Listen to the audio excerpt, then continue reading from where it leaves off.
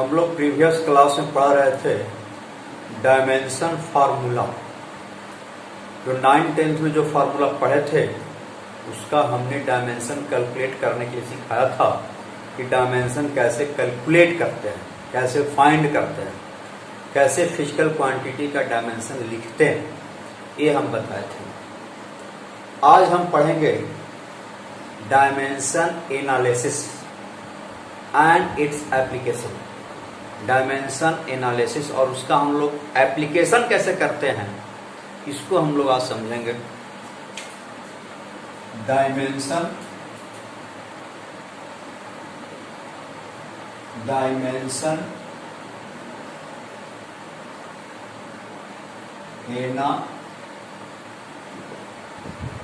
Analysis and its application.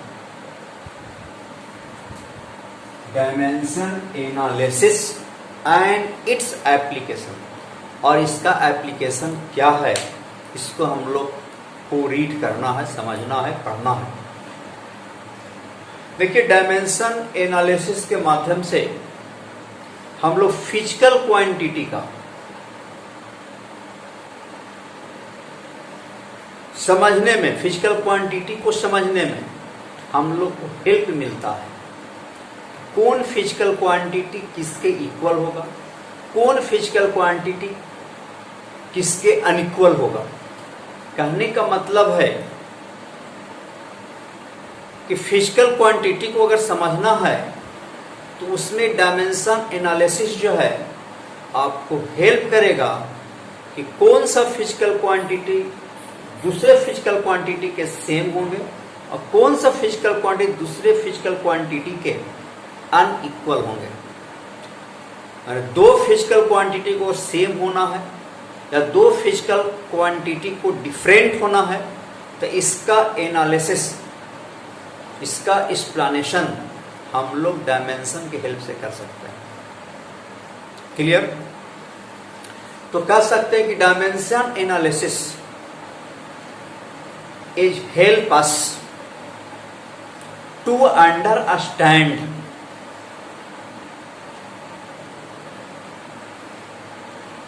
physical quantities। हम कह सकते हैं dimension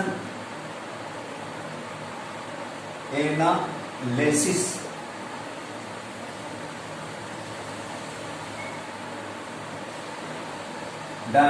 dimension analysis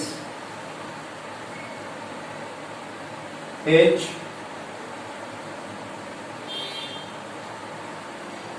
help us to understand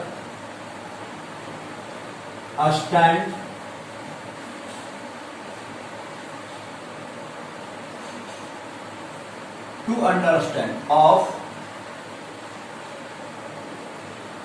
given physical quantities। क्या लिखा है? Dimension analysis is help us. Dimension analysis is help us, हम लोग को मदद करता है टू अंडरस्टैंड, समझने में, ऑफ गिवन फिजिकल क्वांटिटी। जो फिजिकल क्वांटिटी दिया हुआ है उसको अगर समझना है तो उसको हम लोग किसके हेल्प समझ सकते हैं? डायमेंशन एनालिसिस के हेल्प से समझ सकते हैं। ठीक है? जैसे आप कह सकते हैं first point, two different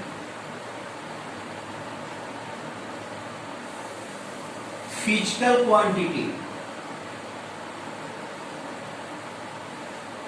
quantities are not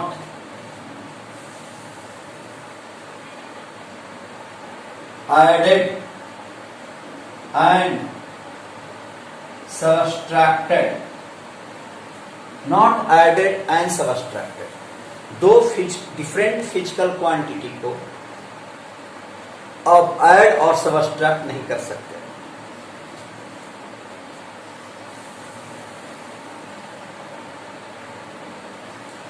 Two different physical quantity are not two different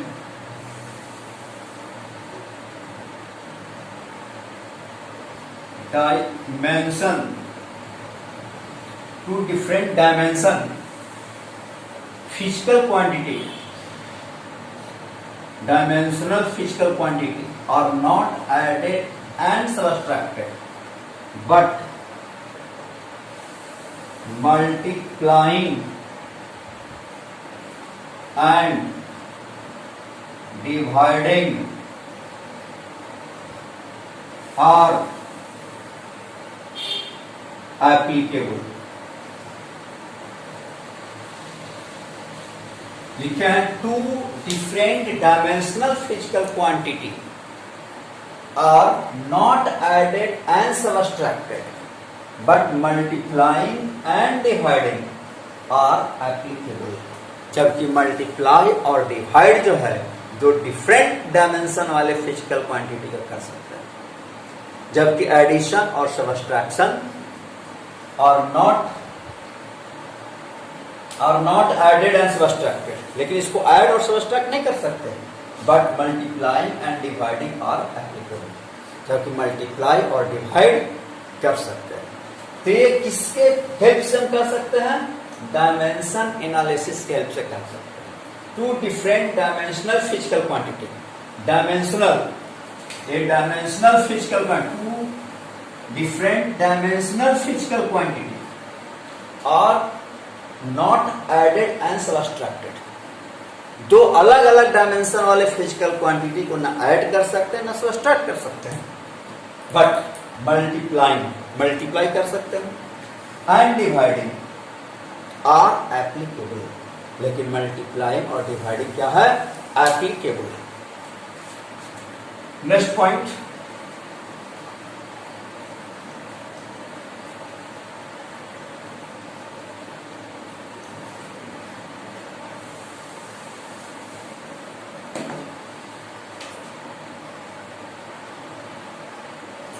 A plus B and A minus B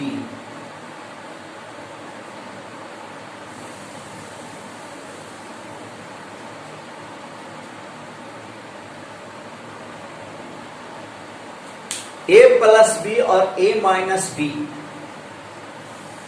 is meaningful, उसी समय मीनिंग निकल सकता है। When A and B have a same dimension, A and B, A plus B and A minus B are meaningful when A and B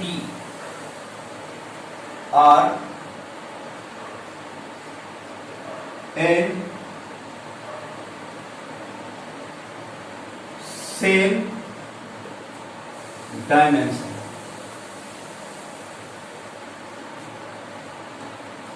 A plus B और A minus B का meaning उसी समय possible है जब दोनों क्या रहेंगे? Same dimension का रहेंगे। यानी सेम डायमेंशन वाले को जोड़ सकते हैं, आइदर घटा सकते हैं। तो ए भी कह सकते हैं A plus B and A minus B are not meaningful when A and B are different dimension, are not meaningful when A and B are in different dimension। ये भी कर सकते हैं कि not meaningful when A and B are, और in different dimension। अगर different dimension में है तो ए और बी जो होगा और ए प्लस बी जो होगा जो मीनिंगफुल नहीं होगा, is not meaningful. Next point, A equal to B is meaningful when A and B having in same dimension and same nature। ये भी कह सकते हैं कि A equal to B is meaningful या A equal to B is correct when A and B having in same dimension and same nature। Same dimension का होना चाहिए और सेम अगर नेचर का है तो वैसे केस में दोनों फिजिकल क्वांटिटी एक दूसरे की इक्वल हो जाएगा।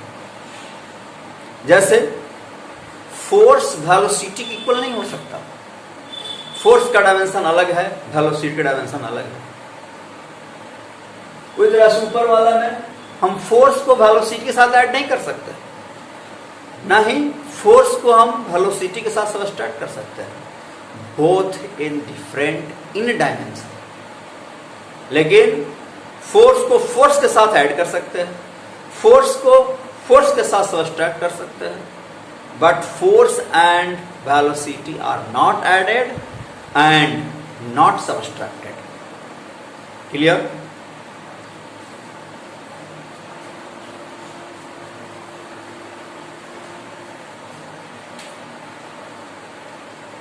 इक्वल क्या हो सकता है? फोर्स फोर्स की इक्वल हो सकते हैं, मास मास की इक्वल हो सकते हैं, स्पीड स्पीड की इक्वल हो सकता है। Both are in same dimension and same in nature, equal होंगे। A into B and A upon B are meaningful when A and B having in differ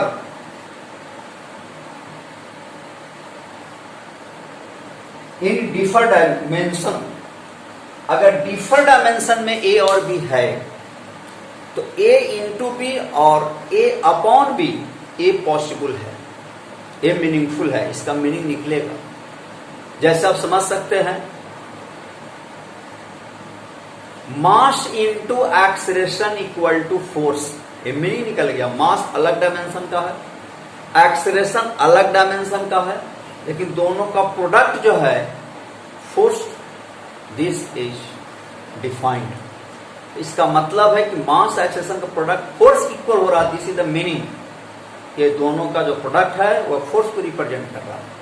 उसी तरह से आप पढ़े होंगे 9th-10th में, a speed into time equal to distance.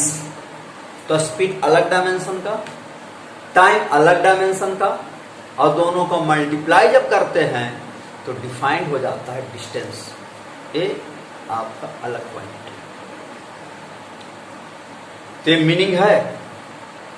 आप पढ़े होंगे force by area equal to pressure. Force अलग डायमेंशन का है, एरिया अलग डायमेंशन का है, लेकिन दोनों का डिवीजन ये एप्लीकेबल है, डिफाइंड है। ये दोनों को डिवाइड करने पर क्या डिफाइंड होता है? प्रेशर डिफाइंड होता है। This is the meaning. तो कहने का मतलब है कि अलग डिफरेंट डायमेंशन वाले को मल्टीप्लाई कर सकते हैं, डिवाइड कर सकते हैं, but similar physical quantity are added and subtracted. लेकिन सेम फिजिकल क्वांटिटी को क्या कर सकते हैं? ऐड कर सकते हैं और सबट्रैक्ट कर सकते हैं। ये डायमेंशन एनालिसिस से ही हम दो फिजिकल क्वांटिटी को डिफरेंशिएट कर सकते हैं। कि कौन सा फिजिकल क्वांटिटी किसके इक्वल हो सकता है, कौन सा फिजिकल क्वांटिटी किसके साथ जुड़ सकता है, आइदर घट सकता है, कौन सा फिजिकल क्वांटिटी जो है एक दूसरे के साथ डिवाइड हो सकता है, मल्टीप्लाई हो सकता है। तो ये सारा जो है एनालिसिस हम लोग डायमेंशन के हेल्प से ही कर सकते हैं।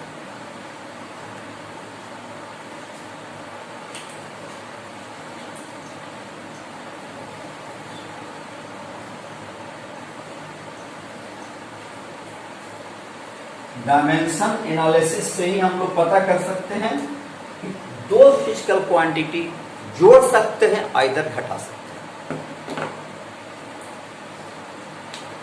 अब जो है हम लोग पढ़ेंगे usages of dimension, usages of dimension, इसका मतलब एप्लीकेशन। एप्लीकेशन क्या है? First, principle of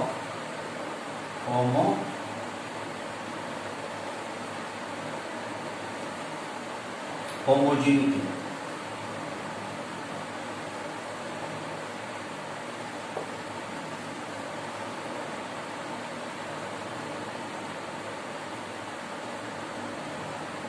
principal of homogeneity, principle homogeneity कहता है the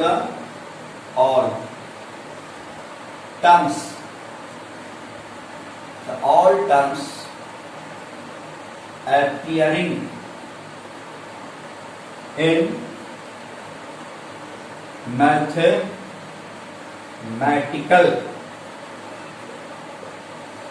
equation should have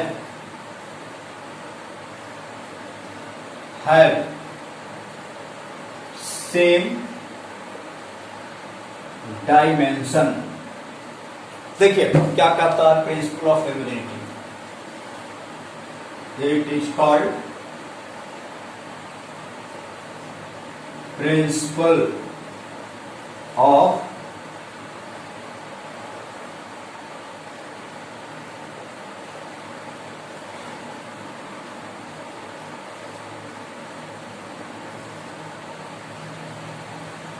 homogeneity. इसको कहते हैं प्रिंसिपल ऑफ होमोजेनिटी। कहता है the all terms appearing in mathematical equation should have same dimension, it is called principle of homogeneity. अगर कोई भी मैथमेटिक्स का इक्वेशन दिया हुआ है, उसमें जितने भी टर्म्स अपीयर होंगे, जितने भी टर्म्स आएंगे, सब का डायमेंशन सेम हो, सेम डायमेंशन। इसलिए तो नाम है प्रिंसिपल ऑफ होमोजेनिटी। होमोजेनिटी का मतलब ही होता है होमोजीनियस, इक्वल, एक जैसा। All terms appearing in mathematical equation should have same dimension, सबका डायमेंशन सेम हो। जैसे आप लोग पढ़ाओगे एग्जाम्पल के तौर पे मैथमेटिक्स में 9th 10th में फिजिक्स का इक्वेशन है first S equal to ut plus half AT square. ये फिजिक्स का ही टर्म है, फिजिक्स का ही इक्वेशन है। इसमें कितने टर्म है? एक टर्म ए हो गया, दूसरा टर्म में हो गया, दोनों को ऐड कीजिएगा तो डिस्टेंस आएगा। इस डिस्टेंस पड़े होंगे, यू स्पीड हो गया, ए एक्सेलरेशन हो गया, इसको वेलोसिटी भी कर सकते, ए एक्सेलरेशन हो गया, ठीक है। अब इसको जो है इस टर्म का डायमेंशन देखिए, हम लोग चलेंगे पहले इसका RHS,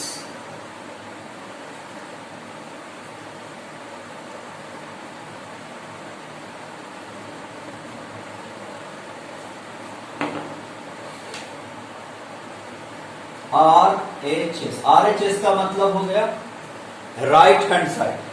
राइट हैंड हो गया आपका, इधर लेफ्ट हो गया।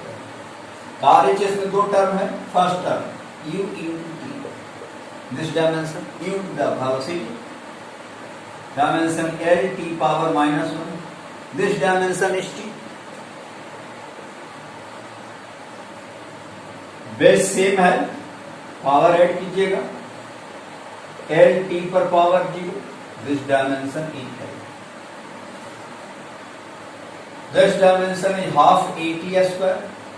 The half is the dimensionless acceleration, L t पर power -2 into t square। Base same है, पावर ऐड हो जाएगा,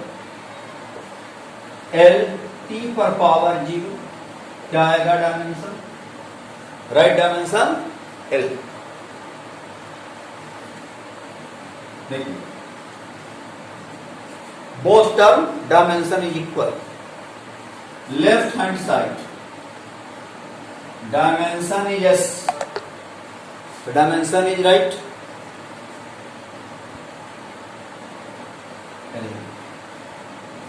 तो each term appearing in mathematical equation have the same dimension। जितने भी टर्म आ रहे थे सबका डायमेंशन देख रहे हैं क्या है, सेम है, इक्वल है।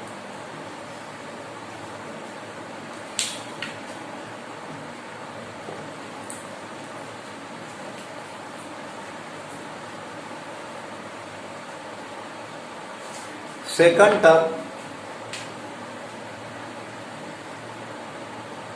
v equal to u plus AT, ये भी आप लोग पढ़े होंगे, v बराबर u प्लस AT। अब देखिए पहले हम LHS से चलते हैं, LHS में RHS चलिए, RHS right hand side, right hand side में कितना है, दो टर्म है, एक है u और दूसरा AT। तो first term dimension, this velocity L t पर power -1, second term AT, right, ये डायमेंशन L t पर पावर -2 और this t dimension is t, right, L t power -1। LHS right, v का डायमेंशन क्या हो जाएगा, this is the velocity L t power -1। इसमें देख रहे हैं कि जितने भी टर्म एसोसिएट है, जुड़ा हुआ अपेयरिंग है, वो सब का डायमेंशन क्या आ रहा है, इक्वल आ रहा है। This term dimension is L t power -1, this term dimension L t power -1, this term dimension L t power -1। All terms appearing, जो भी टर्म अपेयर हो रहा है, जो भी टर्म इस इक्वेशन में है, उसका सब का डायमेंशन क्या हो रहा है, सेम हो रहा है, इक्वल हो रहा है।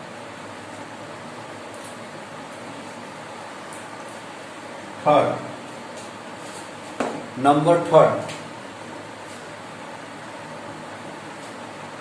v square equal to u square plus 2as, ये भी इक्वेशन आप पढ़े हैं 9th-10th में।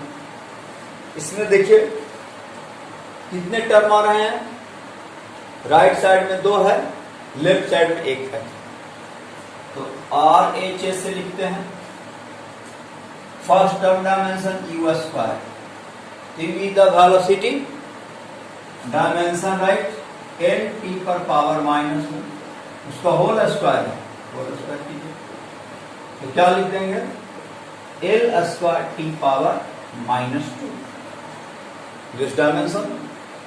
Second term is 2as, 2 is constant, this is dimension less constant.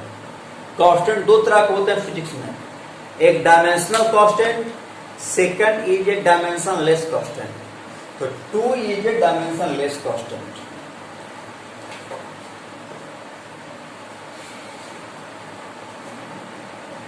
जिसका डायमेंशन नहीं होगा, टू जिसका डायमेंशन नहीं होगा, कांस्टेंट है। और डायमेंशनल कांस्टेंट को कांस्टेंट है लेकिन उसका डायमेंशन होगा, यूनिट होंगे, इसलिए उसको कहते हैं डायमेंशनल कांस्टेंट। तो A dimension L T power -2, this distance dimension is L.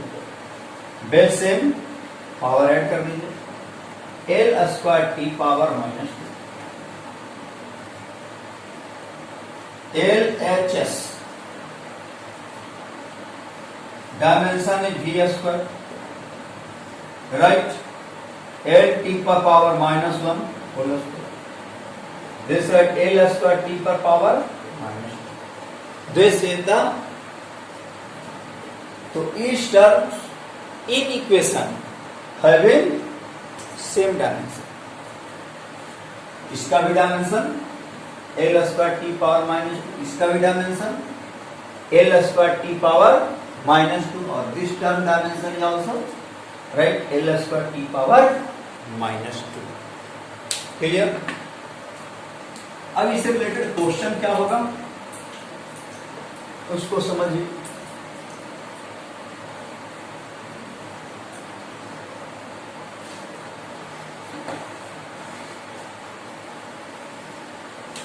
Question, A particle moves along x axis, its displacement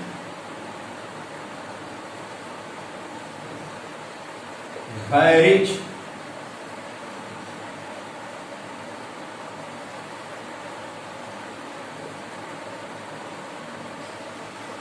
with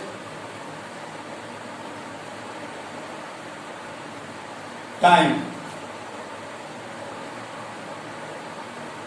h, x equal to at square ty b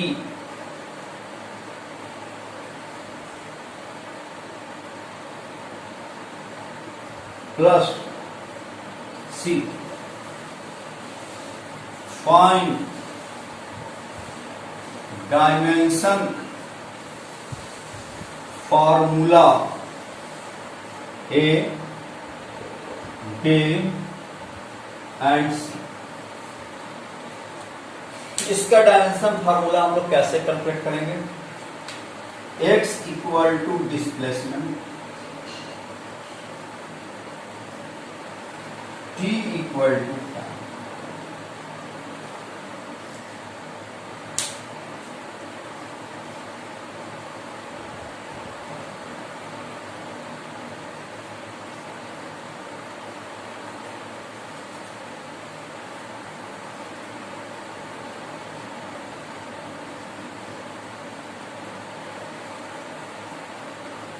तो देखिए, left side this is the displacement, right side similar physical quantity are added. अगर ये left side displacement है तो ये तीनों term का addition, जोड़ भी क्या होगा? डिस्प्लेसमेंट के बराबर होगा, क्योंकि displacement plus displacement plus displacement equal to displacement. ऐसा नहीं है कि लेफ्ट साइड डिस्प्लेसमेंट है और राइट साइड ये हो गया फोर्स, अब ये हो गया वेलोसिटी, और ये हो गया एक्सेलरेशन। तो acceleration plus velocity plus force बराबर डिस्प्लेसमेंट, ऐसा पॉसिबल नहीं है। हम लोग पढ़ चुके हैं कि अगर फिजिक्स का कोई भी मैथमेटिकल इक्वेशन फॉर्म हो रहा है, उसमें जितने भी टर्म एपियर होंगे सब का डायमेंशन सेम होगा। यही तो प्रिंसिपल ऑफ होमोजेनिटी है। इसका मतलब है कि लेफ्ट साइड का डिस्प्लेसमेंट, अगर लेफ्ट साइड का डायमेंशन अगर एल है, इसमें जितने भी टर्म हैं सब का डायमेंशन एल होगा। ये अगर डिस्प्लेसमेंट रिप्रेजेंट कर रहा है, ऑल टर्म्स का भी डिस्प्लेसमेंट होंगे। Displacement plus displacement plus displacement equal to displacement. Clear? तो हम क्या लिख सकते हैं, हियर जितने भी टर्म हैं AT square equal to T/B equal to, सब का डायमेंशन जो होगा वह कितने की इक्वल होगा, L के इक्वल होगा। अब यहां से क्या लिख सकते हैं, इसका भी डायमेंशन L, इसका भी डायमेंशन L, इसका भी डायमेंशन L। तो this implies AT square dimension in L, तो this implies A dimension is L dimension upon dimension of T square. तो this right, this implies a T is the fundamental quantity, base quantity. This dimension T का dimension formula is capital T. Fundamental quantity dimension already लिखा चुके हैं, समझा चुके हैं कि fundamental quantity का dimension में time का dimension क्या होता है, capital T. तो this right dimension of A equal to dimension of L upon dimension of T equal to T square. इसको ऊपर ले जाइए, L T power minus 2, this right dimension of A। Again T/B dimension is also L, तो this implied dimension of B equal to dimension of T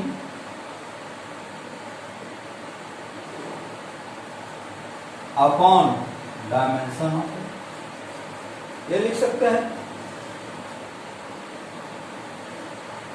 square ले आइए, this implied dimension of B, this dimension is capital T, this dimension is L, exponent के term लिख दो L power minus 1। Next dimension of C, तो dimension of C again dimension of C is right L। तो all physical quantity का हमने dimension क्या किया, calculate कर लिया। क्लियर। Next question,